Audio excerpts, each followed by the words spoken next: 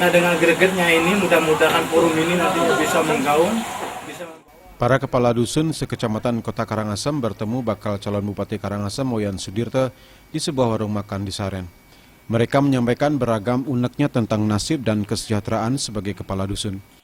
Terlebih lagi peraturan pemerintah nomor 43 tahun 2014 tentang peraturan pelaksanaan Undang-Undang nomor 6 tahun 2014 tentang desa bagi para kadus cukup memberatkan dan dinilai tidak adil.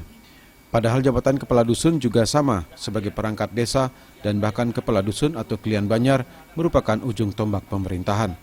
Karena merasa nasib dan kesejahteraan kepala dusun masih rendah, para kadus sekecamatan Kota Karangasem sepakat untuk membentuk sebuah forum di mana forum ini nantinya akan memperjuangkan nasib para klien Banyar. Hanya saja para klien Banyar sekota Karangasem tak berjuang sendiri. Mereka sepakat lebih mempercayakan perjuangannya kepada Wayan Sudirte, bakal calon Bupati Karangasem yang juga wakil Ketua DPD PDP Bali.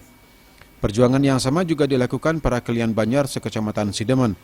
Di sebuah villa di Tebola Sidemen, para kadus ini pun sepakat menggabungkan diri membentuk forum kadus.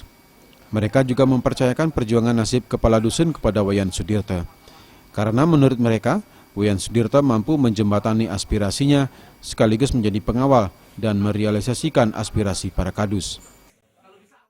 Dengan terbentuknya forum klien Banyar Dinas sekecamatan Sidemen, karena sepak terjang Pak Wayan itu sudah diketahui. Selain itu juga klien Banyar Dinas khususnya yang ada di kecamatan Sidemen siap akan membackup Pak Wayan. Mudah-mudahan Pak Wayan cepat mendapat rekomendasi setelah itu supaya menjadi Pak Wayan Karangasem 1, karena klien Banyar forum klien Banyar Dinas sekecamatan Sidemen ingin Karangasem itu ada perubahan.